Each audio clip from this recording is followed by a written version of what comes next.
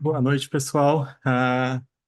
Sejam muito bem-vindas e bem-vindos ao nosso Meetup, que esse já é o número 87 do nosso Meetup de Data Science e Machine Learning.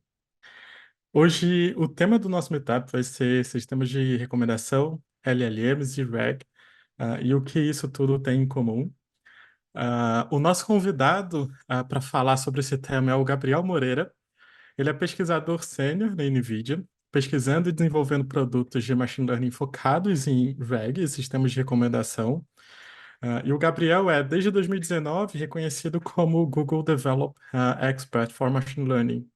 Seu mestrado e doutorado foram obtidos no ITA, e ele trabalhou antes da NVIDIA 5 anos como Lead Data Scientist na CIT. Eu estou muito feliz, particularmente feliz, com o Meetup de hoje, porque eu acompanho o trabalho do Gabriel já há alguns anos. Ele é uma baita referência para mim e eu fiquei muito feliz que ele aceitou participar do nosso evento e dividir um pouco do seu conhecimento com a gente nessa edição do Meetup. Eu vou me apresentar rapidamente, vou dar alguns recados importantes e aí eu passo a palavra para o Gabriel. Então, vamos lá. Meu nome é Leonardo, eu sou engenheiro de Machine Learning aqui no Nubank e eu vou ser o host do Meetup de hoje. Me descrevendo brevemente, eu sou um homem branco, cabelo e barba pretos.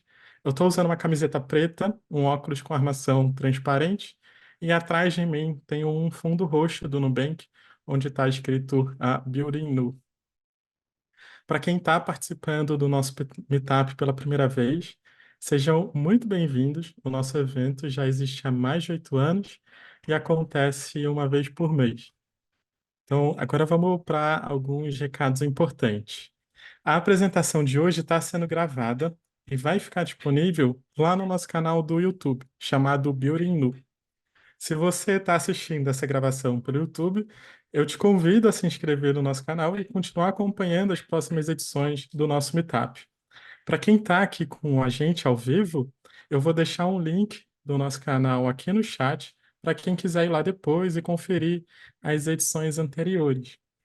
Depois da apresentação, a gente vai ter um tempo dedicado para perguntas e respostas. Aqui na parte de baixo da tela do Zoom tem um botão de Q&A, então fiquem à vontade para colocar suas perguntas lá ao longo da apresentação. Se você não tiver dúvida, ainda assim vale a pena acompanhar a ferramenta de Q&A para votar nas perguntas que o pessoal está fazendo. Porque no final da apresentação do Gabriel, eu vou ler as perguntas mais votadas para ele responder. Beleza? Então, agora o último recado, rapidinho. No final do evento vai aparecer uma pesquisa para vocês, aqui na tela do Zoom mesmo. Nessa pesquisa tem um campo onde vocês podem escrever quais temas vocês querem ver nas próximas edições do Meetup. Então aproveita para deixar lá os assuntos que te interessam mais, quais pessoas vocês querem ver aqui, no evento, e a gente agradece muito a resposta, de vocês. Então é isso. Esse foi o meu último recado, e agora eu passo a palavra, para o Gabriel.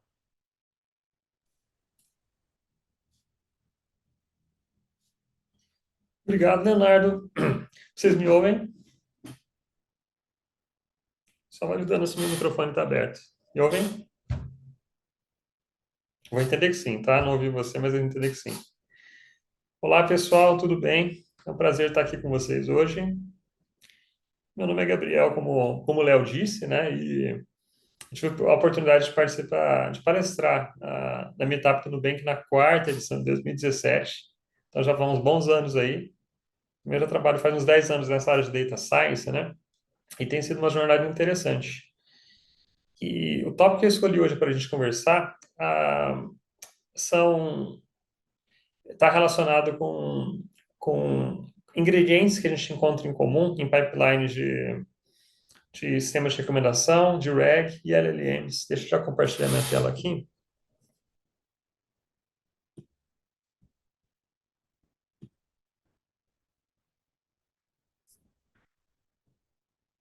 Só validando, vocês veem minha tela? Sim, consigo ver sim. Ótimo. Bom, eu trabalho hoje como cientista aplicado na NVIDIA, focado em Deep Learning, tá? Trabalhei por 3 anos com sistemas de recomendação e nos últimos 10 meses eu tenho trabalhado mais com RAG e LLMs. E durante essa jornada eu, enfim, identifiquei alguns componentes, alguns ingredientes em comum que são bem interessantes a gente ter como cientista de dados ou como machine learning engineer e até como pesquisador, né? Dentro das nossas caixas de ferramentas. Esses três pipelines estão entre alguns dos que são mais populares hoje em produção, tá? Vou mencionar também que eu sou expert pela Google, tá? Mas essa palestra hoje, apesar de ter alguns slides da Google e da NVIDIA, enfim, elas refletem as minhas opiniões. E aí, só lembrando que o Léo me pediu, eu sou branco, cabelo castanho, olhos azuis, estou usando uma camisa preta, não muito atraente, e estou aqui falando do meu escritório com vocês, tá bom? Então vamos lá. Deixa eu minimizar essa janelinha aqui.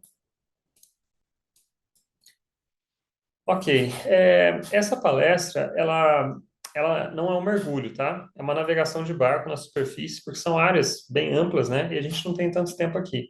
Então, eu vou falar um pouco sobre as receitas ou sobre esses sistemas de recomendação, de RAG e LLMs, e vou em profundidade um pouco mais especificamente nos ingredientes, tá bom? Então vamos lá, modelos de linguagem, tá?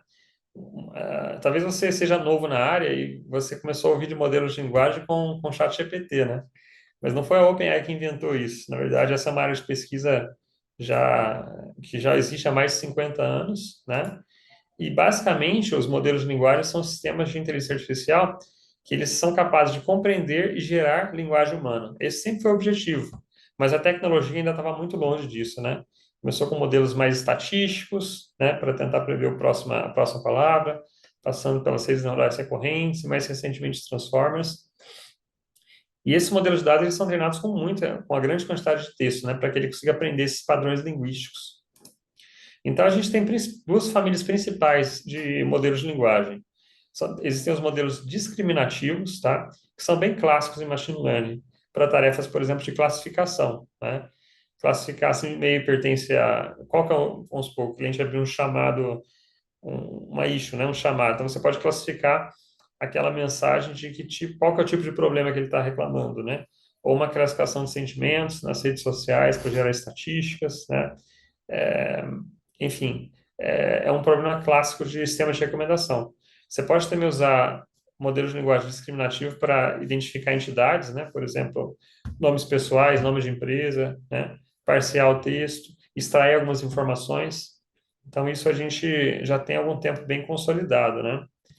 E apesar de o boom nessa área de modelos de linguagem generativa estar ocorrendo agora, ele já existe há algum tempo, há algum tempo, como a gente disse, né? Mas mais e mais esses modelos estão sendo capazes de gerar conteúdo parecido ou melhor do que os humanos geram, né? Então ele é capaz de produzir esses novos conteúdos. Alguns casos de uso de modelos de linguagem generativa: tradução de línguas, clássico, né? Sumarização abstrativa. Quem nunca usou um chat GPT para resumir um artigo, resumir um e-mail, né? Agora você encontra integrações aí dentro da Microsoft, né? Do pacote Office, por exemplo, para, enfim, resumir e-mails e ajudar a sumarizar, né? Então, a diferença é que antes as técnicas de sumarização eram extrativas, ele identificava as principais sentenças de um texto e apresentava elas como um resumo. E agora esses modelos são capazes de gerar um resumo a partir do entendimento semântico daquele texto, né? Tarefas como completar o texto, que está faltando nas frases, composição de texto de forma geral, né, documentos, poemas, e-mails, sistemas de chatbot e até geração de código. Todos esses são exemplos de modelos de linguagem generativos. E é bem comum hoje no nosso celular a gente ter, no nosso smartphone, a gente ter uma funcionalidade para completar a próxima palavra, né? É um exemplo clássico de modelo generativo que a gente diz autorregressivo, onde ele usa as palavras ou elementos anteriores para prever o próximo. Então, nesse exemplo aqui, eu acordei com uma dor de, e aí você tem algumas opções que aparecem aqui na sua UI do celular. No fundo, o que acontece, né? Essas palavras ou tokens, são utilizados em embeddings, tá? E esses modelos de predição de palavra no celular, eles não rodam online, eles rodam no próprio device para preservar a sua privacidade. Eles até são capazes de treinar esses modelos para que eles sejam mais precisos com as palavras que você utiliza, né? Usando uma técnica de federated learning que a Google introduziu. Mas, enfim, nosso foco aqui é entender que essas tokens são convertidos para embeddings, e aí um modelo de linguagem que é treinado vai gerar uma distribuição de probabilidade sobre todas as palavras do vocabulário, tá? E aí, aqui nesse exemplo, ele está recomendando cabeça, garganta e barriga como as potenciais próximas palavras. E aí a gente vem para as famosas e famigeradas LLMs, né? Todo mundo fala hoje que caíram no conhecimento popular através do lançamento do ChatGPT, e foram o tópico principal do último ano, né? Então, as LLMs nada mais são do que modelos generativos de linguagem, como nós vimos, mas são baseados na arquitetura de transformers, tá?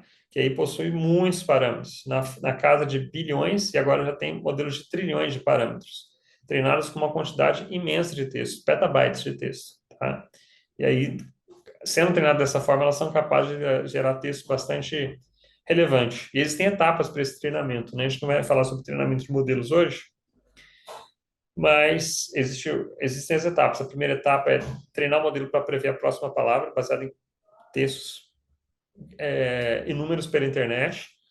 Aí vem uma segunda etapa, que é ensinar esses modelos a seguir instruções, por exemplo, responder uma pergunta ou realizar uma tarefa. E, finalmente, é feita uma etapa de alignment, onde a ideia é que gerar textos que os humanos considerem adequado para aquela tarefa que foi proposta, né? E para isso são usadas técnicas de aprendizado por reforço com feedback humano. Então, dentro desse treinamento, para resumir, né, em alto nível, você precisa de um grande volume de dados, petabytes de dados, um cluster com centenas e até milhares de GPUs, tá? Profissionais especializados para treinar esses modelos. Então, é para dar um número para vocês, né? A OpenAI estima que investiu 100 milhões de dólares para treinar o modelo de fundação que está por trás do ChatGPT. Isso da primeira versão. Isso está crescendo, né? Cada versão existe uma chamada lei da escala, onde é notório no treinamento desses modelos que quanto mais, em qualquer dimensão que você escalar, quantidade de parâmetros, quantidade de dados que você utiliza, né? Você vai favorecer a melhoria desses modelos e o surgimento de habilidades emergentes. Então, isso só tende a crescer e aí fica inviável para aplicações corporativas se treinar um modelo desse tipo. Então, o que se faz geralmente é pegar um modelo treinado dessa forma e usar técnicas em cima dele para você adaptar para o seu domínio, né?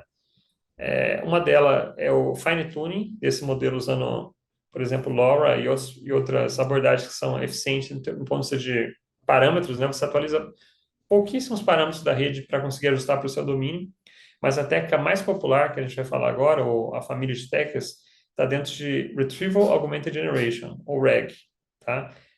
Que é a geração enriquecida pela recuperação de informação. Qual que é a ideia geral aqui?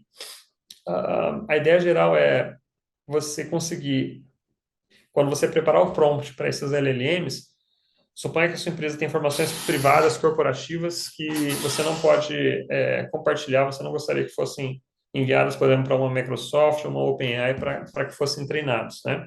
Então, você consegue, a partir da busca do usuário, fazer uma busca nessas informações privadas e gerar respostas que sejam adequadas, né? Sobre as quais essa LLM não foi treinada e ela não tem conhecimento. Um outro exemplo aqui seriam preferências ou contextos pessoais da pessoa, né? Por exemplo, histórico de chats anteriores, que é uma memória que você pode acessar para trazer contexto para essa conversa, ou dados de navegação do usuário. Tudo isso ajuda a trazer a personalização. E, finalmente, informações atualizadas da web, né? Era notório quando foi lançado o ChatGPT que ele sempre dizia, foi treinado até acho que, 2021, né? Então não tem informação após isso.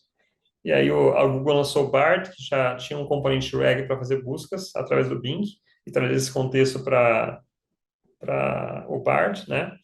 E aí, depois de um tempo também a OpenAI lançou esse recurso, né? Que é importante, né? Não é, ele deixa de perder utilidade se ele ficar desatualizado com o tempo, que você precisar a cada momento ou a cada dia retreinando esses modelos. Então, o workflow básico dos sistemas de RAG começa com a pergunta do usuário, é feita uma busca numa base de conhecimentos, se recuperam os trechos, né? Podem ser aqui textos, mas também podem ser imagens, tabelas, né? Cada vez mais esses sistemas estão trabalhando com múltiplas modalidades, né? E aí você tem um prompt que agora está enriquecido para que a LLM possa fazer uma resposta adequada. Bom, eu disse que seria só um overview das receitas, tá? Então, a gente está só pincelando e a gente vai agora para o sistema de recomendação.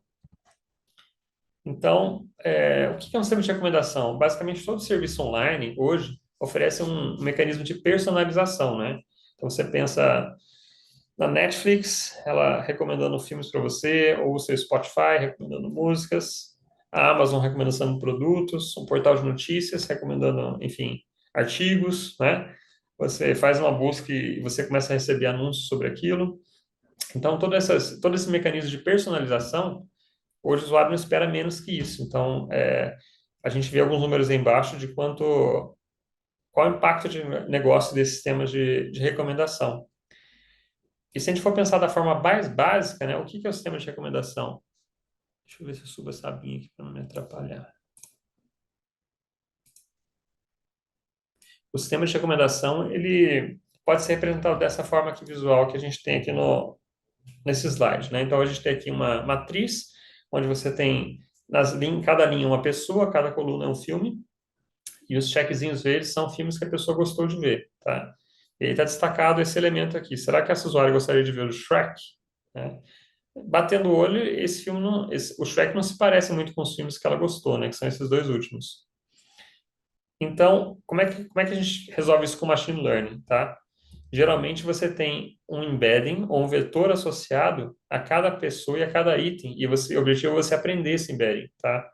Então, nessa ilustração aqui, saída de um material da Google, você tem aqui um embedding de tamanho 2, dimensão 2, onde você tem dois fatores. O primeiro fator aqui, primeira coluna e primeira linha, são o quanto que um seria um filme que é blockbuster, sucesso, e o menos um seria um filme que é bem peculiar, não foi uma superprodução, mas é de gosto bem específico. E a segunda linha, a segunda coluna aqui, se referiria a fatores significando que menos um seria um filme mais para crianças e um mais para adultos, tá? Então, Shrek, por exemplo, se caracteriza como um filme que foi um blockbuster, um super sucesso e infantil. E isso não coincide muito com as preferências dessa última usuária. Como você pode ver, ela tem valores acima de zero aqui, né? Então, como é que você faz para gerar essa predição? Basicamente, você multiplica os embeds dos usuários pelos embeds dos itens, tá? E você tem estimativas da relevância para cada usuário, do usuário para cada um dos itens, tá? Utilizando esses latores fatentes. Eu dei o exemplo aí de filmes infantis e populares, mas de fato esses embeddings são grandes, né? Tem dimensões em Hexis você tem 64, 128 e para LLMs então você trabalha com 1K, 4K de dimensões, então você não consegue explicar o que cada um daqueles fatores significa, mas ele guarda elementos que caracterizam aqueles itens. Então esse é o primeiro ingrediente que a gente está conversando, né? Que é essa predição por multiplicação de matrizes. Você vai ver que a gente faz isso aqui, faz em RAG, faz em LLMs, tá? Então esse é o primeiro ingrediente que a gente está abordando aqui. E a gente vai falar um pouco de sistema agora, não só de modelo, né? Como é que você recomenda, pensa bem, essa multiplicação de matriz? Imagina que você tenha milhões de usuários e milhões de itens. Como é que você faz essa multiplicação em tempo hábil? E sabendo que o usuário pode, a cada dia, ver novos filmes, você vai precisar fazer essa multiplicação de novo. Isso é muito custoso, não é escalável. Então, a abordagem que se usa na indústria para esse tipo de problema é desenvolver um pipeline de dois estágios para sistemas de recomendação, né? Então, você tem aqui o seu catálogo com milhões de itens, você tem um modelo mais eficiente aqui, que é capaz de escanear de forma eficiente todo esse catálogo de itens e selecionar ali, por exemplo, os 100 que seriam mais relevantes para o usuário. E aí você tem um segundo modelo mais especializado, que seria um modelo de ranking, que vai pegar esses candidatos, vai ter acesso a mais features, né, do usuário, do item, e vai conseguir fazer uma predição melhor de o que é relevante para aquele usuário. E aí você vai dessa forma conseguir ficar dentro da latência máxima esperada ali para o serviço de recomendação, não deixando de recomendar para o usuário nenhum item que seja relevante para ele, tá? Na NVIDIA, nós temos eu trabalho num produto chamado NVIDIA Merdin, que é uma plataforma, um framework desenvolvido para sistemas de recomendação, que envolve a parte de construção de modelos e também de inferência, né, de pipeline de inferência para Racksys. E a gente identificou que, na prática, as empresas não trabalham só com duas etapas, né, com recuperação e ranking. Então, a gente criou esse modelo conceitual, né, alguns colegas, o Evenwood, Reed e Carr, criar esse modelo conceitual, onde nosso framework suporta esses quatro estágios. Então, você tem uma etapa de recuperação, como nós vimos, né? E você tem uma etapa de filtragem. Por quê? Porque nem todos os candidatos podem ser recomendados. Um produto pode estar fora do estoque, você pode não ter acesso a uma música em um país, não é? Então, nessa etapa você consegue remover elementos desses candidatos, partindo para a pontuação, que é o modelo de ranking que a gente já falou, que vai avaliar a relevância de um usuário, de um item para um usuário. E, finalmente, o ranqueamento final aqui, a ordenação, é quando você consegue novamente usar a regra de negócio. Você pode, por exemplo, promover produto de determinada categoria, porque é uma promoção, né? Ou aumentar a diversidade dos itens mostrados para o usuário. Então, esse é o modelo mais próximo do que a indústria utiliza para recomendação. E esse é, na verdade, um padrão, né?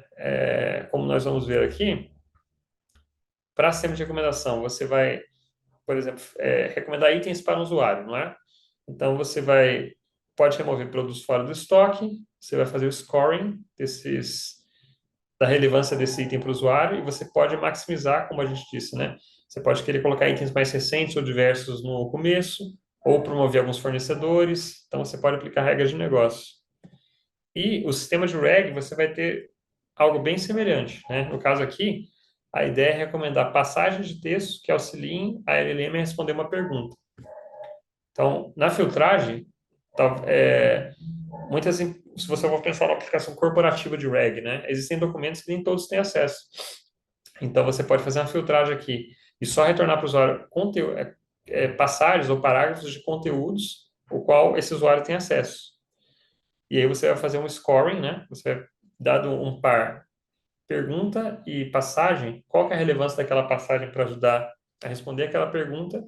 E, novamente, na ordenação final que você vai passar para a LLM, no caso, a LLM vai consumir isso, né?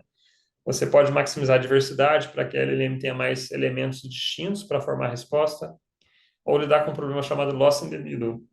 Se você passa, por exemplo, 5 passagens para as LLMs, em geral, elas prestam mais atenção na primeira e na quinta, e não tanto no meio. Isso é um problema conhecido. Então, você pode ter alguma regra de negócio, alguma heurística para lidar com esse problema. Tá?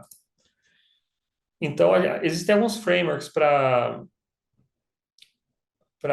criar esses pipelines de sistema de recomendação e RAG. Tá? O único que eu conheço para sistema de recomendação é justamente o NVIDIA Merlin, que foi desenvolvido nesse conceito. E para RAG existem vários frameworks populares, né? Existe o LangChain, Llama Index, Haystack, cada um com as suas peculiaridades, né?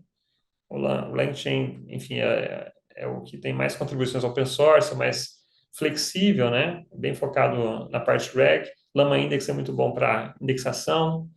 E o Haystack é um framework bem clean, né? Ele foi desenvolvido pela DeepSet e ah, a gente tem utilizado na NVIDIA por ele ser componentes bem desenhados, né? Ao invés de simplesmente pessoas contribuindo, existe um design ali para que o framework seja bem manutenível. Bom, partindo agora para alguns ingredientes que a gente vai encontrar tanto no RAG quanto no Racksys, tá? Que é essa parte retrieval. Falando um pouco de modelagem agora. E, geralmente, a primeira etapa do pipeline que a gente viu é a recuperação, ou retrieval. E é importante que essa solução de retrieval seja capaz de analisar milhares ou milhões de candidatos em um tempo muito curto. Então, por esse motivo, você geralmente tem uma arquitetura chamada de biencoder ou de two-tower. Tá? Você vai ter aqui entrada A, entrada B. Pensa que aqui pode ser usuário, item para sistema de recomendação ou pergunta, passagem, né, contexto para sistema de RAG. E aí você vai ter uma rede neural que vai processar esse conteúdo e gerar embeddings, tá?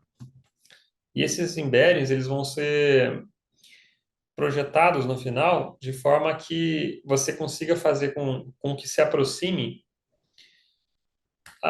esses embeddings no espaço vetorial. Então, de forma que o embed do usuário do item sejam próximos, como a gente viu, né? Ou da pergunta e da passagem que contém um contexto.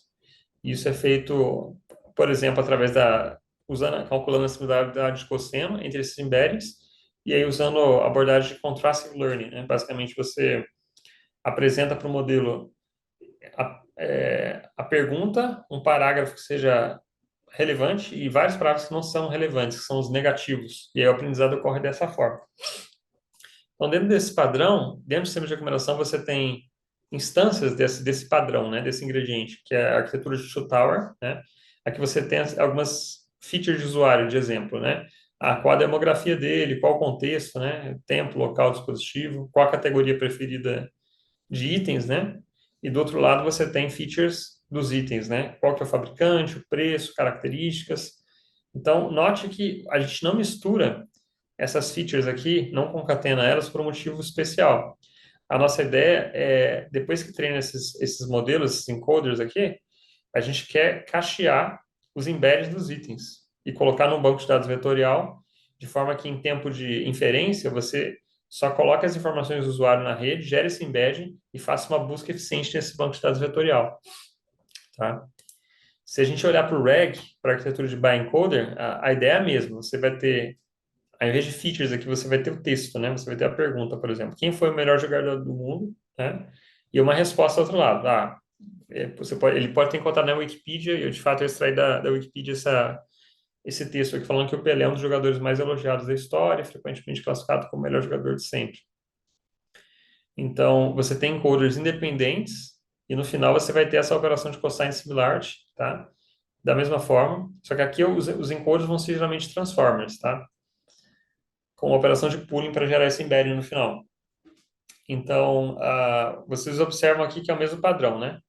É um padrão comum aqui em Rexys e em sistemas de RAG, tá? E aí, uma vez que você treina esse modelo, o que você faz? Você vai pegar, no caso de Rexys, todos os itens, tá? Indexar, pegar esses vetores e indexar no banco de dados vetorial, de forma que em tempo de inferência você consiga fazer uma busca nesse vetor. Da mesma forma, em sistemas de RAG, você vai pegar documentos, vai quebrar eles em pedaços, em chunks, vai embedar eles usando o encoder das passagens, né, ou dos documentos, gerar esses embeds e guardar num banco de dados vetorial, exatamente as mesmas etapas. Aqui eu trouxe uma figura com alguns bancos de dados vetoriais, né, que são muito eficientes nessa busca por similaridades de vetores ou operações de a multiplicação de vetores bem rápidas, né, MIPS. E todos eles implementam alguma forma de busca acelerada, né? É mais eficiente e é mais eficiente você fazer essas operações do que tentar fazer uma multiplicação de matrizes dos usuários ou das questões por todos os itens ou por todas as passagens no catálogo. Eu trouxe alguns aqui para ilustrar, a gente não vai entrar em detalhes, mas a maioria deles implementa uma variação de um algoritmo chamado Approximate Nearest Neighbors, ou ANN, né? A ideia é você fazer uma busca vetorial acelerada para aquela primeira etapa de retrieval. Partindo agora para a etapa de ranking, né? O que a gente tem? Note que agora o padrão é diferente. Em vez de você ter duas torres, você vai unir as features dos dois inputs, né? A e B. Você vai ter um modelo que vai ser permitido fazer a interação dessas features e vai ter uma classificação, por exemplo, uma classificação binária, se esse item é relevante para o usuário ou se essa passagem é relevante para essa questão, tá? Então, aqui um exemplo para o Rexys. Imagina que você tem uma tabela onde você tem os IDs dos usuários, aí dá enfim, você tem aqui um float com a idade do usuário, né? Você tem o ID do item, o preço do item, você vai fazer sua normalização, né? Normalmente das features contínuas que são necessárias. Você tem um label, que é o que você quer prever. Se o usuário vai clicar ou não nesse item. Você tem exemplos positivos, onde o clique é 1, e exemplos negativos, onde o clique é 0. Tá? Então, uma arquitetura mais básica que você poderia fazer para isso usando redes neurais seria, para as features categóricas, utilizar embeddings, concatenar com as features contínuas, né? E aí tem algum conjunto de camadas MLP, onde a última vai ser um logit, que vai ser a estimativa, a probabilidade desse clique, tá? Então, você vê que você concatena features dos usuários os itens aqui, é diferente do modelo de retrieval, que é two-tower. E aí, existem vários modelos, né? Aqui estão alguns dos mais famosos, né? Tem essa arquitetura do YouTube DNN, onde você representa o usuário pela média dos embeds dos filmes que ele viu recentemente ou das buscas, né? Então, isso permite que esse modelo seja mais dinâmico, você não precisa ficar retreinando ele sempre. O usuário viu um novo item, ele entra nessa lista e vai influenciando essa média. Esse é um artigo de 2016, tá? Mas a ideia é que você combina features do usuário e do item. Eu não vou entrar em detalhes aqui dessa arquitetura do Facebook e da Google, tá? Mas deixei algumas referências aqui. Também se você olhar no meu LinkedIn, tem vários artigos. Tem um blog que explica a diferença entre elas. Mas basicamente todas seguem o mesmo padrão, né? Você vai unir features dos usuários e dos itens e estimar a predição, a relevância do item para o usuário. Por isso que como você trabalha com pares de usuário e item, por isso que você não pode ter muitos candidatos. Você primeiro usa o retrieval, pega um subset pequeno dos candidatos e utiliza essas arquiteturas para estimar um score da relevância. E aí, indo para RAG, você tem algo análogo. Lá eles chamam de cross-encoder, né? Então, basicamente, você tem uma pergunta, uma passagem, né? Um trecho de texto, e você tem um modelo aqui de transforma como BERT, para onde você coloca essas informações, e ele é cross-encoder e não by-encoder, porque ele permite, no processo de self-attention aqui do Transformer, que ao processar os tokens aqui da passagem, ele consiga observar as perguntas, as palavras da pergunta que foram colocadas, né? Então, em geral, quando você tem um pipeline de retrieval, você coloca um modelo de ranking, é notório a melhora da qualidade no ranqueamento final, porque ele permite cruzar essas informações, né? Essa interação entre as features da query e da passagem, e isso permite uma acurácia bem melhor.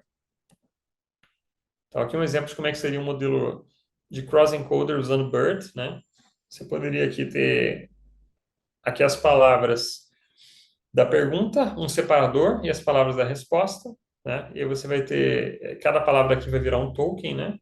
Eu vou falar um pouco sobre token já já, e você tem um embedding posicional, mas a ideia é isso, né? Você vai colocar as duas informações juntas e esse modelo vai ter mais informação para decidir se aquela sentença é relevante para a questão ou se aquele item é mais relevante para o usuário. Dentro da família de sistemas de recomendação, existe a recomendação sequencial, onde a gente vai ter um link bem interessante com o NLP também, tá? Então, a gente sabe que as preferências do usuário mudam com o tempo, né? A gente tem aqui um exemplo de as preferências dos usuários evoluindo com o tempo, e aí você quer prever. Se supõe que você quer, enfim, você tem um e-commerce de livros, né? Um livro sobre qual tópico você vai recomendar para aquele usuário? Sobre jardinagem, onde ele ficou muito tempo pesquisando sobre aquilo, sobre culinária ou sobre ciclismo, que é um tópico recente, né? Então, os padrões sequenciais fazem diferença. Então, você pode olhar isso no ponto de vista de recomendação para um longo histórico do usuário ou para um histórico bem curto, né? As sessões em e-commerce, em particular, podem ser bem distintas, né? O usuário pode estar procurando uma TV ali na Black Friday e aí 15 dias depois ele já comprou, então ele vai buscar smartphones para o Natal. E aí você não pode confiar muito nesse histórico do usuário, mas e você também não consegue prever que o usuário vai estar interessado em smartphones na segunda sessão. Mas a partir do momento que ele clica no primeiro smartphone, os sistemas de recomendação baseado em sessão consegue identificar a sua intenção naquela sessão e recomendar coisas relevantes para aquela navegação. Então, todos esses modelos são baseados nesse padrão, onde você tem sequência discreta de eventos, no caso de itens que o usuário interagiu, você quer recomendar qual que é o próximo item desse usuário, né? Isso é bem análogo ao que você tem em modelos de linguagem. Você tem uma sequência de palavras ou tokens, tá? N fica perfeito com, e aí você vai ter um modelo de linguagem que vai recomendar qual que é a próxima palavra relevante para aquele texto. Então, eu espero que vocês estejam observando e apreciando essas similaridades e como a gente consegue, nessa área de machine learning, utilizar técnicas de áreas diferentes para resolver problemas parecidos. É importante que o engenheiro e o cientista consigam identificar esses padrões para criar soluções inovadoras e mesmo que para a sua área de domínio elas ainda não tenham sido propostas. Então, esses modelos aqui, para modelagem sequencial vão ser geralmente RNNs ou transformers, tá? Se a gente for olhar na história, na linha do tempo, existe uma relação muito forte entre o que é feito em NLP e a sua aplicação em sistemas de recomendação. Eu vou dar alguns exemplos aqui. Acho que a maioria aqui que já tem um tempo na área conhece a Word2Vec, né? Foi uma das primeiras soluções que foram dadas para criar, representar palavras com vetores semânticos, onde você conseguiria saber, por exemplo, que cachorro e canino estão próximas, são semanticamente relacionadas, né? Diferentemente de TF-IDF e BM25, que são abordagens mais estatísticas de contagem de palavras, elas não conseguem entender essa relação semântica de palavras. E com o Word2Vec isso já se tornou possível. Então, isso influenciou, esse trabalho de 2013 influenciou que em 2014, 2015 surgisse o Prod2Vec em sistema de recomendação. Então, qual que é a ideia básica, né? O Word2Vec, a ideia é que você consiga, dada uma frase, mascarar uma palavra e tentar prever ela a partir das outras palavras que estão ali que ocorrem próximas, né? Baseado naquele princípio que, enfim, diga com que anos e eu te direi quem és, né? Então, baseado nos seus vizinhos, você consegue estimar aquela palavra que foi oculta, ou o contrário, dado uma palavra, você estimar quais palavras que estão ao redor, que são variações que existem para esse algoritmo. E aí propuseram para sistema de recomendação algo análogo, né? Dado uma sessão de compras, né? Você tem um carrinho de compras que você comprou na Amazon, por exemplo, né? E você comprou alguns itens domésticos, alguns itens talvez de acessórios para computador, e aí você treina o modelo de forma que ele consiga estimar, a partir de um dos itens do carrinho, quais são os outros itens, e aprender esses embeddings semânticos que são tão úteis aí para vários casos de uso, né? E aí, o que a gente teve depois? Em NLP começou a ser comum a utilização de redes neurais recorrentes, né? A gente tem o exemplo da GRU, que é um tipo de rede neural recorrente, e logo isso foi aplicado em sistemas de recomendação também, né? Então, aqui um trabalho de 2014 de tradução, onde a gente tem, enfim, um texto aqui em uma linguagem desconhecida para mim, talvez alemão, e aí as redes neurais recorrentes são capazes de processar sequências de texto aqui no caso, né? E elas têm uma memória interna chamada hidden state, que é um vetor fixo ali de memória, né? Que ela consegue acessar e guardar o que ela acha ser relevante. E aí tem uma segunda etapa aqui nessa arquitetura de encoder-decoder, que vai pegar essa memória aqui, esse vetor, e decodificar ele em uma tradução em outra língua, tá? Então, começaram a surgir essas abordagens em NLP, e os primeiros tradutores que a gente viu, enfim, Google Translate e vários outros começaram com essa técnica, tá?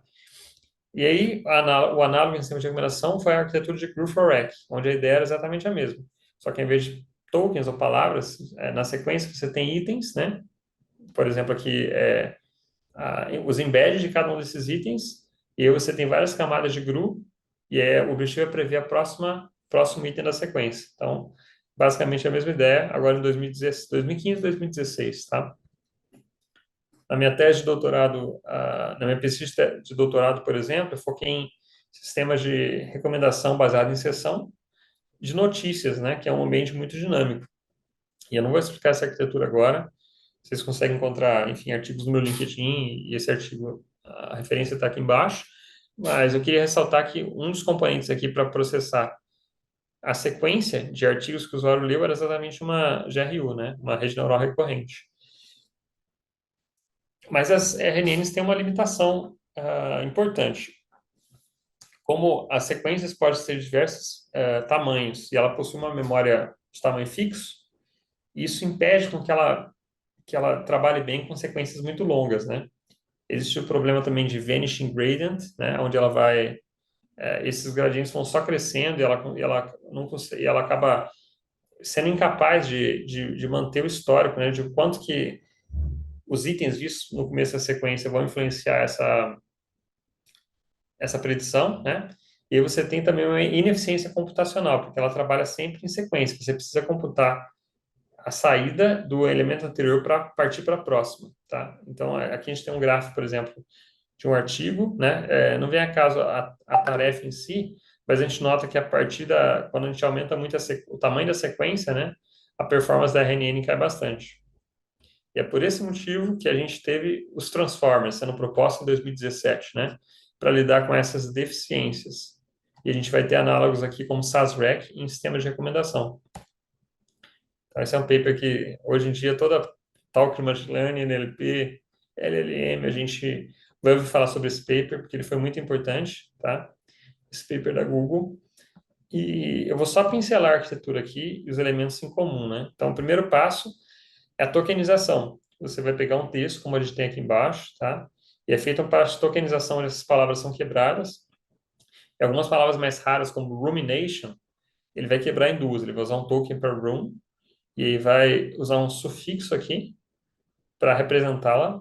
Então, isso permite lidar, principalmente com o português, né? Você tem muitas variações, flexões verbais, né? Onde só muda, enfim, o final do verbo regular, do adjetivo. Então, você consegue manter a parte semântica aqui, a raiz igual, e colocar a variação como um token separado. E depois disso, cada um desses tokens são mapeados para IDs, existe um dicionário, e esses IDs possuem um embedding correspondente, tá? Então, numa arquitetura de Transformer, é uma arquitetura bem profunda, né? Cada vez mais profunda. 16 layers, 32 layers. Você tem uma entrada aqui que eu criei em francês, e ela vai ser processada por vários blocos de Transformers, né? E aí, depois que eles são encodados, você vai ter as camadas de decoding, tá? Que vão pegar como contexto esse encoder e gerar no final, nesse caso, uma tradução desse texto. Então, dentro desses blocos, cada bloco de transformer, o componente-chave aqui é essa camada de self-attention, né? Onde a ideia é permitir um processamento que permita essa rede colocar atenção nas coisas que são realmente relevantes, né? Então, aqui tem um exemplo mais fácil de visualizar. Suponha que existe essa frase, né? O animal não cruzou a rua porque estava muito cansado, né?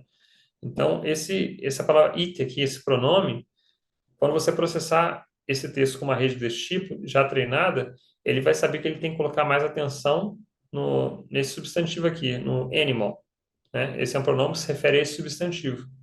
E é através dessa capacidade que ela consegue, por exemplo, identificar os termos mais relevantes de uma pergunta, de uma resposta, saber que aquela resposta vai ser, daquela passagem vai ser relevante, importante para a LLM responder uma pergunta. Então, eu disse que eu não ia entrar muito na arquitetura de transformers, né? Já acabou, pode respirar aliviado. Mas, de fato, em sistemas de recomendação, você tem a arquitetura SASREC, que foi inspirada na arquitetura de transformers para NLP, né? Então, você tem a sequência de itens e você quer prever o próximo item, e aí ele consegue, a camada de attention, ela consegue prestar atenção nos itens que foram apresentados anteriormente, tá? Então, é análogo à arquitetura de transformers. E aí, como evolução da arquitetura original de Transformer, surgiu o BERT, que é tão popular, né? E o análogo BERT for Rec para sistemas de recomendação. Então, qual que era a ideia do BERT? Em vez de tentar prever a próxima palavra, a ideia era mascarar palavras da sequência e tentar prevê-las, né? Geralmente, 15% das palavras de um texto eram mascaradas, e a tarefa era tentar recuperar quais eram aquelas palavras utilizando as outras como contexto, tá? Uma tarefa bem de complete que está faltando, como a gente vê aqui. E aí essa ideia foi trazida para sistemas de recomendação também. Qual que era a ideia? Você tem uma sequência de itens, você vai mascarar alguns itens daquela sequência e tentar estimar eles. Mas diferente do SASREC, esse tipo de arquitetura permite que você acesse informação futura também, ou seja, que itens vieram antes e depois desse item mascarado, e aí em tempo de inferência, é claro, você não tem informações futuras, você só passa informações passadas. Mas, em geral, o BERT4REC permite uma acurácia maior do que o SASREC. E aí, para finalizar nossa linha do tempo aqui, a gente teve o surgimento ali do Hugging Face em meados de 2020, né? E que permitia que pesquisadores e praticantes, né, conseguissem contribuir e utilizar arquiteturas, diferentes arquiteturas transformers em um repositório centralizado, usando os mesmos padrões. E a gente utilizou a mesma ideia, a mesma inspiração para criar a biblioteca Transformers for Rec, onde a gente faz uma integração com o Hugging Face e permite que qualquer ou a maioria das arquiteturas que estão lá disponíveis possam ser utilizadas não para NLP, mas para sistemas de recomendação. Esse foi um paper que a gente publicou em em 2021, na principal conferência de sistemas de recomendação. E nesse mesmo ano a gente lançou essa biblioteca open source, que é o Transformers for Egg. A ideia é essa, né? Você poder usar qualquer arquitetura aqui, ou a maioria delas, disponíveis na biblioteca do Hugging Face Transformers para a tarefa de recomendação. Aqui é uma ideia de como é que seria uma arquitetura desse tipo, né? Utilizando Transformers for Egg. À esquerda você tem diversas features desse item, né? O ID do item, categoria, marca, algumas features contínuas como, por exemplo, preço, enfim. Eu estou falando de produto, mas pode ser aqui uma notícia, pode ser ah, um conteúdo de streaming, né? E aí essas features são normalizadas, agregadas, né? E no fundo você vai produzir um embedding, uma sequência de embeddings representando esses itens. E é essa entrada que vai passar para os transformers, né? Para cada item na sequência eu vou ter um embedding, são passados para os transformers. Poderia ser em NLP você teria o quê? O embedding do token, né? Aqui você tem o embedding do item. E aí você vai ter as predições de próximos itens que o usuário pode se interessar. E aí você vai ter uma camada de saída aqui, onde a gente multiplica aqui esse embedding de saída com o ID do item, né? A gente chama isso de time embeddings, é outra técnica que vem de NLP, de forma que ele esteja no mesmo espaço vetorial. Então, você consegue colocar no índice, um vector database, por exemplo, os embeddings desse item, pegar essa predição da rede e simplesmente fazer uma busca para, de forma eficiente, recomendar, tá? E note que essa é uma plataforma de recomendação que toma em consideração a sequência. Então, você consegue usar isso para considerar um longo histórico do usuário ou somente a sessão do usuário. A gente utilizou o Transformers Track em várias competições de sistemas de recomendação que a gente participou, né? Então, a gente foi bem colocado. Essa aqui, a ideia era prever, dada uma viagem, qual que é a próxima cidade que o usuário vai visitar. Essa outra do Cigar foi uma competição focada em e-commerce, prever o próximo item. Teve essa da Recipe, que a ideia era prever o próximo item que a pessoa vai visualizar ou comprar, né, numa plataforma de moda, e aí você tinha o embedding da imagem também disponível, então era aplicação multimodal. Teve essa da AutoCago em 2023, onde a ideia era prever não somente os cliques, mas também os itens os próximos itens que vão ser adicionados no carrinho e que vão ser de fato pedidos pelo usuário, né? Então a gente vê que realmente esse tipo de técnicas de NLP são bastante efetivas para problemas de recomendação. Então, pessoal, para resumir o que a gente viu até aqui em termos de ingredientes, tá? Então, alguns ingredientes de sistema. O que a gente tem? Pipeline de inferência de 4 estágios, Retrieval, Filtering, Scoring e Ranking. A gente tem isso tanto para RegSys quanto para Reg, como nós vimos. Nós temos aqui esse Vector Database para indexar esses embeddings de itens em RegSys, de passagens em Reg, e utiliza ANN, né, buscas eficientes para recuperar esses candidatos. E os ingredientes de modelo que nós vimos. O primeiro deles foi embeddings, né? E a utilização da multiplicação de embeddings para estimativa, para predição, seja de próximo token, seja de candidatos relevantes para recomendação ou para reg. A gente viu que os modelos de retrieval têm esse padrão de duas torres ou de bioencoder, sem interação entre as features para que você possa cachear os candidatos. A gente viu que o modelo de rank permite essa interação entre as features, né? E ele acaba sendo mais poderoso, mas ele precisa ter um número menor de candidatos para ser viável, né? E a gente viu a modelagem de sequências discretas, né? Seja de itens para recomendação ou de tokens para, no caso das LLMs, né? Então, os RNNs e os transformers são muito utilizados para isso. Vamos uma água aqui. Nem tudo é igual, né? Você tem diferenças também. Gente, eu fiquei impressionado com isso. Nunca imaginei que o Baby Yoda fosse a cara do Gizmo. O Gizmo, para quem é das antigas, né? Para quem assistiu os Gremlins. Eu vou falar só brevemente agora sobre algumas diferenças notórias sobre esse sistema de recomendação LLMs e RAG. Então, a primeira delas, se a gente olhar para as arquiteturas de computer vision, né? De, por exemplo, classificação, segmentação de imagem, são muito populares as redes neurais convolucionais e transformers também, né? Visual transformers. E de NLP, né, que a gente descreveu, que são muitas camadas de encoder, muitas camadas de decoder. Então, a gente fala que elas são compute bound, tá? Porque a ênfase é no processamento, a multiplicação de matrizes, é ali que está o gargalo. Em termos de memória, você não tem tantos parâmetros assim. Tudo bem, as LLMs são gigantescas, né? Mas eu vou fazer uma comparação com Rexes. Em termos de embedding, elas são... Você tem geralmente um vocabulário de 32K, né? 32 mil palavras, né? Em embeddings com tamanho de 1024. Então, você tem muitos poucos parâmetros aqui nos embeddings e muitos parâmetros na parte de computação. Por outro lado, em sistemas de recomendação, é o oposto. Quando você tem milhões de itens e milhões de usuários, você vai ter ali tabelas de embedding muito grandes. A NVIDIA tem, por exemplo, uma solução chamada Huge CTR, que é focada exatamente em distribuir esses embeddings de forma eficiente entre vários GPUs, entre a CPU e cache em disco, porque o gargalo aqui está na memória, o quanto você consegue guardar desses embeddings na memória para você recuperar quando aquele usuário navegar e para você conseguir fazer o scoring enfim, dos itens de todo o catálogo, né? Por outro lado, os parâmetros aqui dedicados para a parte de recomendação mesmo, de processamento, acaba sendo muito inferior. Então, a gente fala que é mais um problema de um gargalo memory bound, né?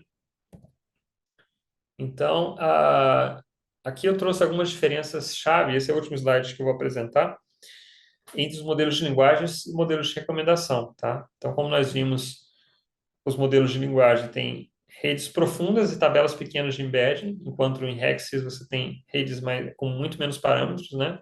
E tabelas de embedding gigantes. Para modelos de linguagem, você tem datasets grandes disponíveis para treinamento, né? Existem datasets com toda a Wikipedia disponível para você treinar. E aí, em sistemas de recomendação, você tem apenas alguns datasets pequenos que são disponíveis, né? Para você treinar e fazer avaliação. Então, é uma limitação muito, muito importante aqui para pesquisadores em sistemas de recomendação, né? Geralmente as empresas não abrem os datasets grandes, né? E até por questões estratégicas e por questões de privacidade, né? Para preservar, enfim, a navegação do usuário. E isso dificulta muito a pesquisa fora de empresas como Google, Facebook, onde você tem nativamente esses dados. Uma outra diferença é que em modelos de linguagem você vai ter leis de escala, aonde quanto mais, como nós falamos, né, quanto mais parâmetros, mais dados, você vai ter uma melhor acurácia, vai ter habilidades emergentes que os pesquisadores nem estimaram. E em sistemas de recomendação, quanto mais dados, mais acurácia, né? Mas você não vai ter essas habilidades emergentes que você observa ali, porque as redes não são tão profundas. Em modelos de linguagem, minha Siri está falando toda hora aqui, gente. Que isso. Em modelos de linguagem, você consegue fazer transfer learning, né? Você consegue treinar na Wikipedia em corpos grandes e ajustar, por exemplo, para um domínio específico como jurídico ou medicina. Mas em modelos de recomendação você não consegue fazer isso, né? Você não consegue pegar um modelo treinado, enfim, para Amazon e utilizar no Netflix, por exemplo, porque o tipo de itens são totalmente diferentes, de usuários também. Em modelos de linguagem você só tem os tokens, né? Essa é a única feature que você tem em geral. Você modela a sequência de tokens. Mas em sistema de recomendação você tem muitas features. Você tem características do item diversas, do usuário também. Então você tem um formato não estruturado em language models geralmente você trabalha com dataset estruturado para recomendação, né? Tabelas ali que você vai modelar. As métricas são diferentes, né? Para avaliar Perplexity, para avaliar os language models e entre outras, né? E já em recomendação você vai trabalhar com métricas aí enfim, dependendo da etapa que você está na recomendação, mas geralmente de top N, né? Garantir que entre os top N itens você tem os itens relevantes, como NCD, etc. E aí, finalmente, a linguagem é relativamente estável com o tempo, né? Então, você consegue pegar um modelo treinado em um ano e aplicar no outro, porque, enfim, aconteceram eventos, mas os padrões linguísticos são os mesmos. Já em sistema de recomendação é muito variável, né? Então, você tem um lançamento para iPhone, um evento bombástico, né? Um atentado, qualquer coisa do tipo, vai atrair muita atenção e mudar o espaço vetorial da relação entre os usuários e item para um outro tipo de tópico, né? Então, essas são algumas diferenças. Pessoal, basicamente é isso. A gente navegou por três tipos de receita diferentes, né? Então, acaba sendo superficial em alguns aspectos, mas eu espero que a ideia principal tenha sido você identificar esses componentes em comum, para que você possa entender melhor esses sistemas e utilizar nas soluções que você vai desenvolver. E eu tenho aqui a referência para o meu perfil no LinkedIn, no Twitter, né? Especialmente no LinkedIn, eu tenho todas as minhas postagens e conteúdos estão lá. Então, se você quiser saber um pouco mais sobre sistemas de recomendação, sobre REG, sobre LLM, pode me seguir e navegar lá que você vai encontrar bastante material. Eu acho que estamos abertos para perguntas agora. Isso exatamente. O pessoal já está colocando aqui no chat parabenizando pela apresentação. Eu gostei pra caramba também, gostei bastante. A gente tem, por enquanto, 6 perguntas. Eu vou ir lendo na sequência das mais votadas para as menos votadas. A primeira Ah, pergunta, ah, a primeira pergunta é: você tem alguma indicação de cross-encoder para ranqueamento de textos em português e em aplicações RAG? E aí a pessoa comentou que apenas encontrou em inglês.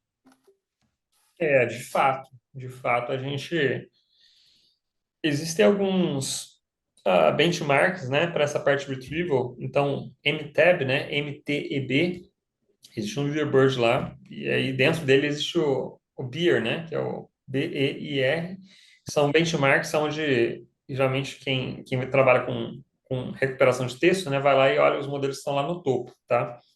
Então você tem os modelos de retrieval e tem de ranqueamento. Com cuidar, e realmente, majoritariamente, eles estão em inglês, mas cada vez mais as empresas estão trabalhando para disponibilizar modelos que são multilinguagem lá, tá? Um detalhe importante para você, para ficar ciente, é que vários datasets lá, perdão, vários modelos são treinados com um dataset chamado MS Marco, da Microsoft, que é excelente, né? Ele tem, enfim, muitas perguntas e respostas ali, muitas perguntas e contextos, e a maioria dos papers acadêmicos utilizam esse dataset, mas os modelos produzidos com ele não podem ser usados comercialmente por causa da licença desse MS Marco.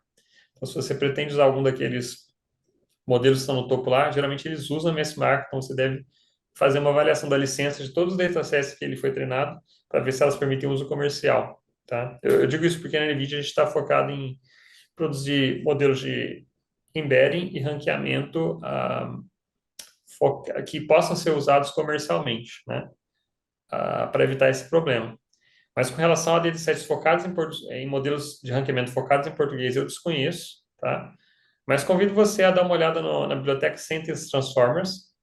Lá você vai ter exemplos de como treinar um cross-encoder. E basicamente você só precisa de um dataset que tem essas duas informações, né? Uma pergunta e frases de contexto, né? Ele já vai fazer o contrastive learning, o embedded negative sampling. O que você precisa de fato é encontrar uma base em português que seja satisfatória ou próximo do seu domínio, né? Não sei se seu domínio é específico ou não, ou geral, mas com perguntas e trechos, né? De texto que sejam relevantes para aquela pergunta.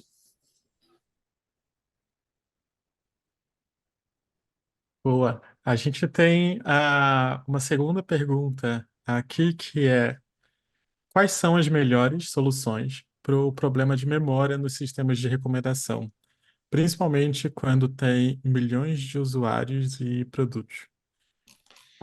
Problema de memória, né? Eu vou entender que o problema de memória que você está dizendo é que, enfim, ah, iria exigir muitas GPUs, né? Então, para ter uma ideia, né? Uma dimensão. Hoje, uma A100 da NVIDIA, você pode ter de 40 a 80 GB de memória cada GPU, né? E aí você tem componente hardware que permite uma comunicação muito rápida entre essas GPUs, né? Então, cada vez mais, com as GPUs mais modernas, a gente está reduzindo essa necessidade de distribuir essas grandes tabelas de embedding, né?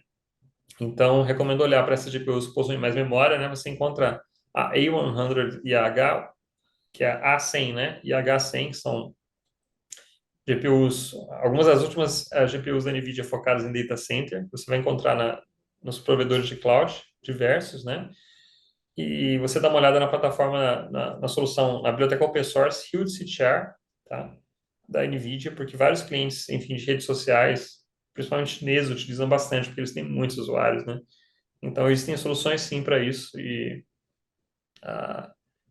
estou até interessado, né, de saber, aqui no Brasil a gente tem, enfim, cases de recomendação que tem essa escala, né, para distribuir as tabelas de embedding. Mas se seu case, eu tenho uma V100 aqui em casa, né, então eu consigo, por exemplo, colocar ah, 10 mil, 10 milhões de itens na memória de embeddings, né, numa GPU como essa. Então, enfim, vai depender muito do seu, acho que são 10 mil. Agora fugiu, faz um tempo que eu não treino esses modelos na minha máquina. Mas, enfim, é interessante saber que a gente tem problemas dessa escala aqui no Brasil. Ah, legal. A próxima pergunta é: você recomenda algum grupo de pesquisa brasileiro publicando atualmente sobre LLM, RAG ou SCBRS? SCPRS? Eu também não sei o que significa a sigla. Tá. Bom, eu tenho mais contato com os pesquisadores de fora, mas aqui no Brasil, historicamente, a gente tem sempre muito pesquisadores muito bons da UFMG, tem um pessoal da USP, né, que faz parceria ali com o Itaú, que tem publicações bem interessantes, pessoal de São Carlos. Então, acho que faz sentido você pesquisar os principais papers da sua área, né? E existem ferramentas que você pode ver os grafos, né, de quais papers citam quais papers e tentar buscar por lá instituições aqui no Brasil que estejam publicando bastante nessa área. São áreas bem amplas, né? Em sistema de recomendação tem o pessoal da UFMG que é muito bom, pessoal da Federal de Campina Grande, né? Tem um professor amigo lá. Então, RegSys eu tenho mais contato pessoal com o pessoal daqui. Agora, LLM Regs, acho que tá todo mundo pesquisando isso agora, né? O pessoal do Unicamp também, então acaba sendo um pouco mais amplo. Legal. E só para esclarecer, SBRS significa, nesse contexto, Sistema de Recomendação Baseado em Sessão. Ah, sim. Bom, me pinga Ah, no LinkedIn, me adiciona lá e a gente conversa. Eu fiz doutorado nessa área, então tenho algumas referências para te passar. boa. A próxima pergunta é: a partir da linha do tempo que você mostrou durante a apresentação, o TF-IDF poderia ser considerado obsoleto? Olha, por incrível que pareça, as primeiras sistemas de recomendação que eu fiz de conteúdo, né, de texto, eram posts, né, de uma rede social corporativa. Eu precisei do TF-IDF para representar os vetores, né, do usuário e do item, e similaridade de cosseno. E você consegue resultados bem interessantes com ele. A limitação ocorre muitas vezes, principalmente para pergunta e resposta com LLMs, né? Porque ele exige uma similaridade léxica. Então, se você fizer a pergunta sobre cães e no seu texto de referência, você só tiver canino, não vai dar match, né? Porque elas não têm similaridade léxica, só semântica. Então, isso dificulta um pouco. Por outro lado, em alguns domínios específicos, né? Suponha que você vai fazer RAG com domínio financeiro, né? E você tem algum termo ali que seja bem específico, ou médico, né? Pode ser que no seu, enfim, na sua LLM nunca foi visto aquele tipo de expressão para treinamento, né? Mas os sistemas de RAG, eles podem usar um sistema de retrieval que pode ser denso, como esse que a gente apresentou, né? Onde você pega um texto e passa ele num transform para gerar uma representação vetorial, ou esparso, que são técnicas como TF-IDF, e BM25, né, que os engines de busca como Elasticsearch utilizam bastante. É uma variação de TF-IDF, né? E aí, suponha que aquela expressão daquele domínio específico nunca foi vista no treinamento desses modelos de embedding que são usados para o retrieval, tá? Quando você usa o TF-IDF ou o BM25, ele vai conseguir, na hora de indexar o corpus para o seu domínio, identificar aquele termo, e aí buscas por aquele termo vão dar match. Então, existem casos, quando o texto é muito grande, né, ou quando você tem termos de domínio específico, que TF-IDF, BM25 vão performar melhor do que você pegar modelo de embedding pré-treinado para fazer essa busca de retrieval. Então, o que geralmente o pessoal faz, por exemplo, Haystack permite você ter vários retrievers, né? Você pode ter um retriever com embedding, modelo de embedding, um retriever com modelo denso, por exemplo, BM25, e aí ele permite que você pegue os candidatos desses dois retrievers, junte eles de acordo com o critério, e aí você tem um modelo de ranking no final. Então aí você consegue melhorar a acurácia combinando o BM25 com um modelo de embedding denso. Mas raramente você vai ver hoje só um modelo esparso, como esses aí. Geralmente você vai ter uma combinação deles.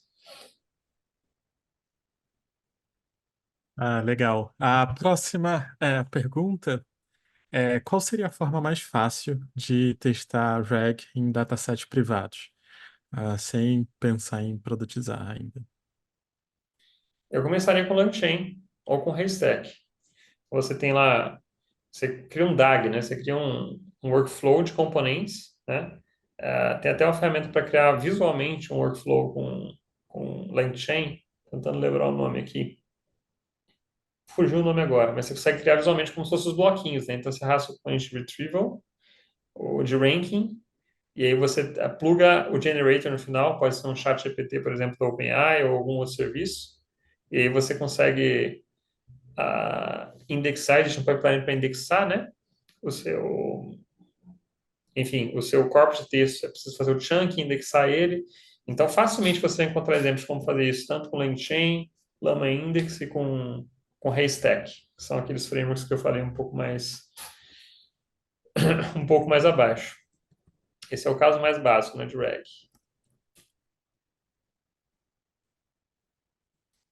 Esses três aqui embaixo.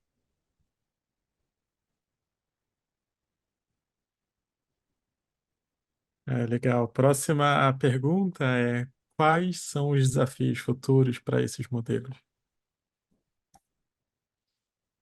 Olha, é uma ótima pergunta, é uma pergunta bem profunda, né? Porque cada uma dessas áreas tem uma tendência aí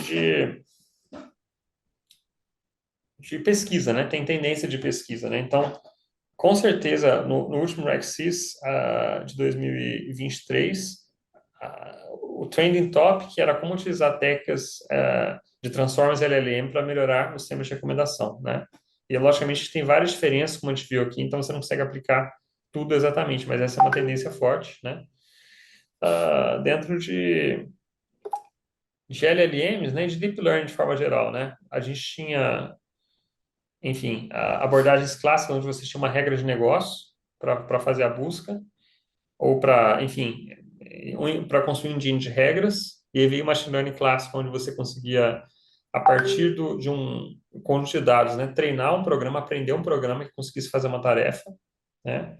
E aí você precisava fazer o feature engineering, a manipulação de features.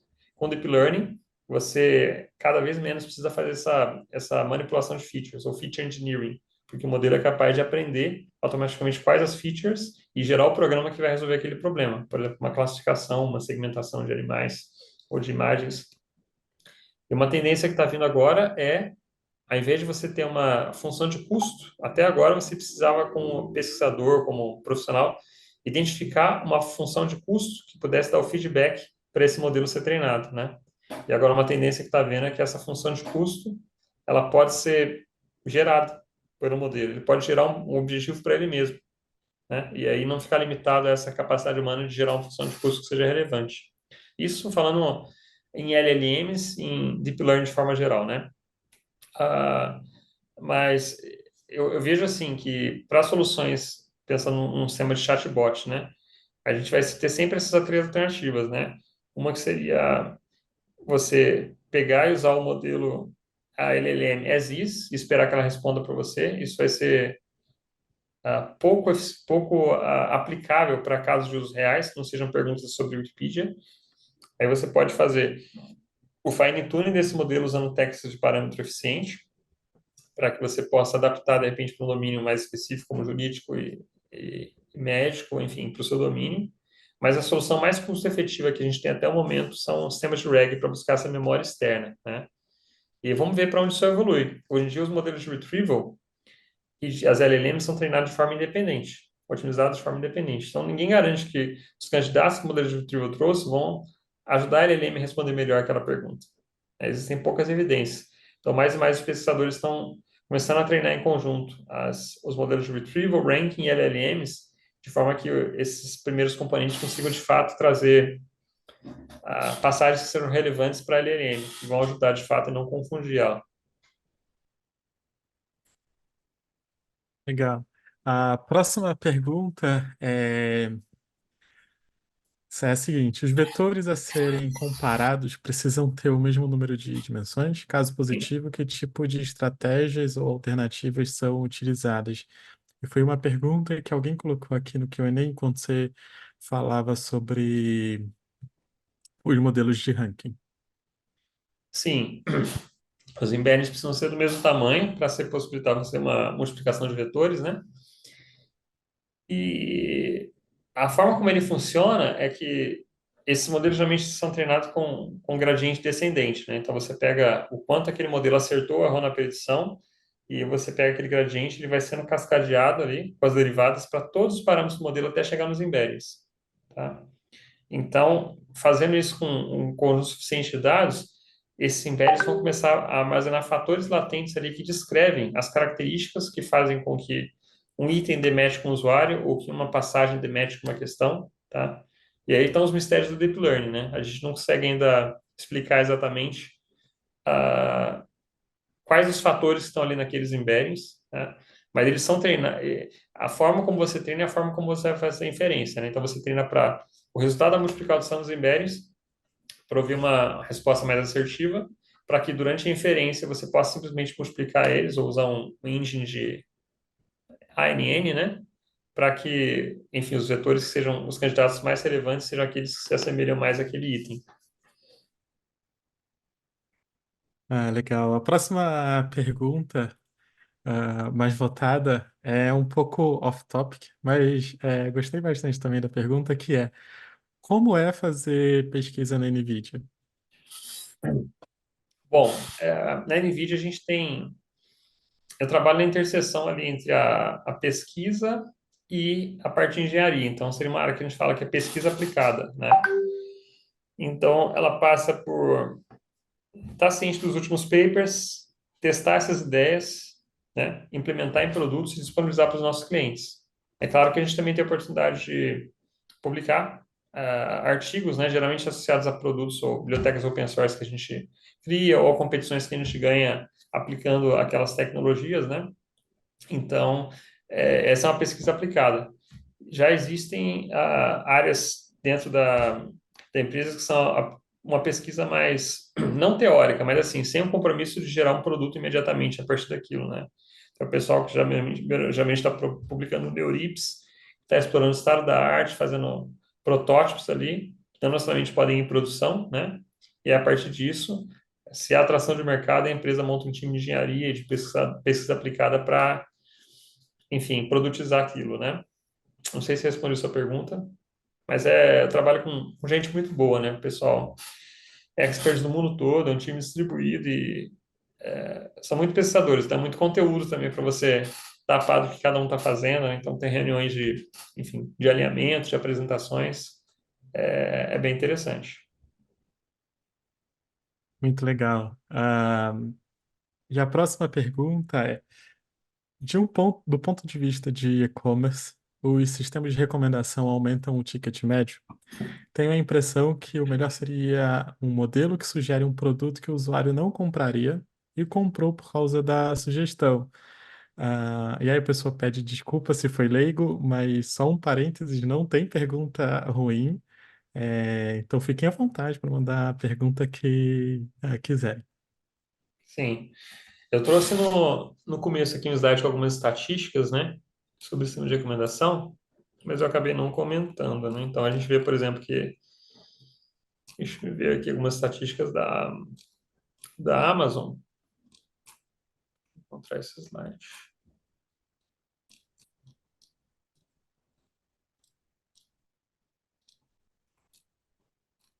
Estou pulando aqui. Vamos ver. Então, 35% que os consumidores compram na Amazon provém de sistemas de recomendação. Ah, então, basicamente, são feitos A/B testes, né? Eles pegam vários grupos de usuários, né, e segmentam estratégias diferentes para apresentar o que está na home, ou os produtos que vão ser recomendado por e-mail, aparecer em destaque quando ele clica no produto, né? Então você pode colocar ali produtos mais populares, que é um baseline forte de bater, por incrível que pareça, né? Vender o que é produtos populares é o mais simples, né? E aí, para você melhorar o resultado com o sistema de recomendação, o sistema de recomendação é exatamente sobre isso, né? Você tem a cauda longa, né? Poucos produtos que vendem muito e muitos produtos que são bem de nicho. Então, a tarefa de recomendação é identificar quais produtos de nicho vão ser relevantes para aquele usuário. E aí, o pessoal de UI, de UX faz bastante experimentação com os usuários, né? E, de fato, é notório a capacidade de geração de valor com o sistema de recomendação, justamente pela sensação de personalização que você passa para o usuário. Então, é algo que vale a pena, sim, ser implementado, né?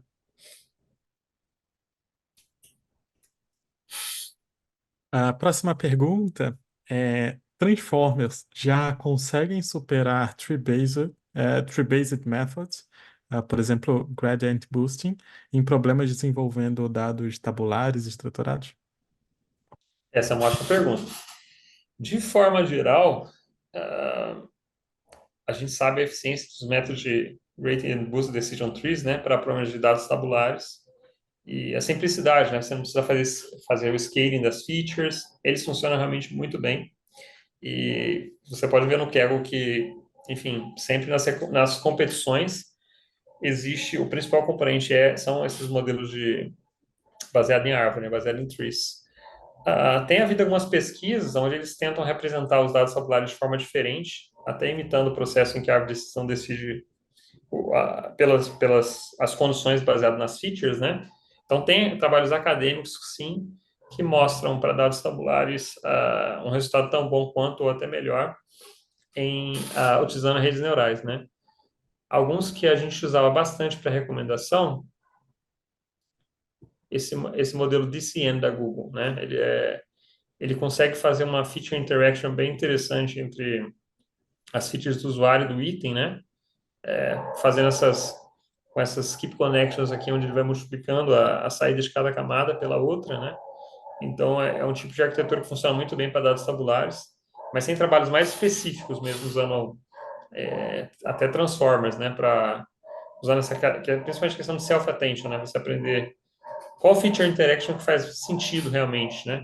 Por exemplo, você vai fazer um anúncio de um produto, né? Então, a marca do produto, né, pode fazer uma interação de features bastante com o poder aquisitivo da pessoa, né?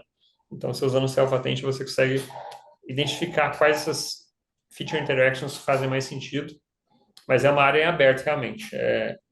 Na prática, sempre começa com Gradient Boost Decision Trees e você vai ter um ótimo resultado ali. Para melhorar em cima disso com redes neurais, você vai precisar fazer bastante hypertuning, vai precisar de GPUs, né? Inclusive, várias competições, a gente tem um time de Kagglers na NVIDIA que trabalha só em competições, né? Não só, mas eles trabalham bastante em competição.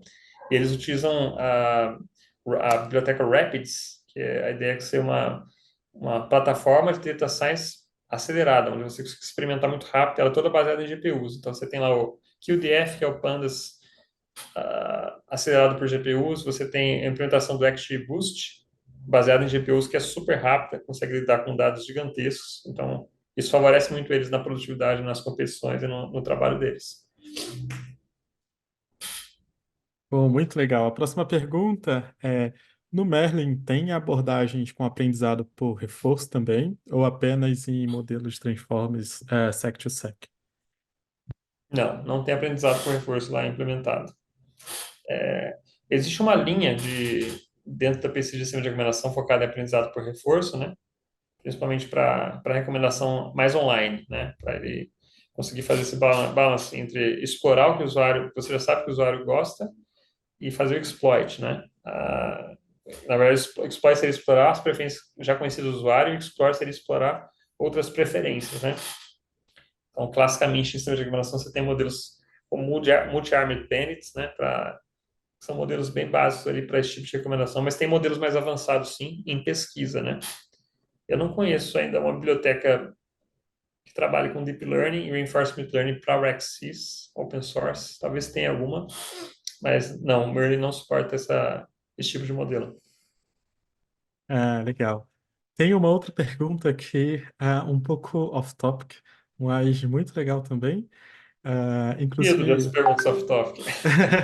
eu também, tô gostando. Inclusive, é uma pergunta que eu tenho também. A pergunta é a seguinte: vi que você fez mestrado e doutorado no ITA. Você diria que é essencial a realização de mestrado e doutorado para chegar nesse nível de conhecimento? Em termos de conhecimento, não vejo. Eu acho que é importante você ter uma boa base matemática, né, uma base de engenharia na sua graduação. Em termos de conhecimento, tive bons professores e boas matérias no ITA, mas eu creio que o melhor conteúdo que eu consumi nessa área de machine learning foi desses cursos, né, desses MOOCs, né, Massive Open Online Course, por exemplo, Coursera, EDX, Udacity. Então você tem ali a oportunidade de fazer, enfim, disciplinas das maiores universidades do mundo, né, Stanford e muitas outras. Eu comecei com aquele curso em 2013, eu fiz aquele curso Wendell Inc., que todo mundo nessa área já fez, né, onde ele ensina sobre Deep Learning, usando o Octave, que é uma versão do MATLAB open source, né, e me abriu muito a mente, né. Então esses cursos online foram que me ajudaram bastante. Participar de competições no Kaggle também me ajudou bastante. Eu nunca fui um Kaggle ativo, ah, mas sempre que eu me engajei numa competição, eu aprendi bastante com o processo. Então, acho que assim, para você trabalhar no mercado, acho que é isso, né? Você buscar fazer esses cursos de universidades top, né? Que são disponíveis às vezes, gratuitamente na internet. ah, Competições no Kaggle para pegar experiência prática, começar a fazer um portfólio de projetos, né? Agora, se você for pensar em carreira internacional, sim, a formação acadêmica é importante, né? Então, eu entrei na NVIDIA logo após eu terminar meu doutorado e porque a minha pesquisa, no caso, sistema de recomendação baseado em sessão, sistema de recomendação usando Deep Learning de forma geral, fazia match com uma área que eles estavam construindo lá, né? Então, para pesquisador aplicado, você precisa ter publicação e isso vem através de formação acadêmica, né? Então, depende se você quer ser um practitioner de data science ou se você quer trabalhar numa empresa, enfim, internacional de tecnologia, onde você vai ficar bem focado em pesquisa aplicada. Nesse caso, eu recomendaria a formação acadêmica, sim. Muito legal, concordo bastante com a resposta, é, principalmente porque eu também fiz uma transição diária, né? Na verdade, eu fui trabalhar com ciência de dados por conta dos meetups de machine learning lá em 2018 e, e é um prazer estar aqui agora. Inclusive, só um parênteses, um dos meus primeiros projetos foi em sistema de recomendação e você foi uma das maiores referências que eu tive na época. Já assisti bastante talk sua, já vi seu notebook lá no Kaggle, Poxa, legal. então Legal saber. eu comecei por aí também e sempre, né, lendo o livro, assistindo esses mocks no Coursera, como você comentou. Então, dá sim para conseguir bastante conhecimento fora do mundo acadêmico, aí depende de como que você quer direcionar a sua carreira. Uhum. Bom, a gente chegou no final do nosso meetup. Eu quero agradecer muito de novo ao Gabriel.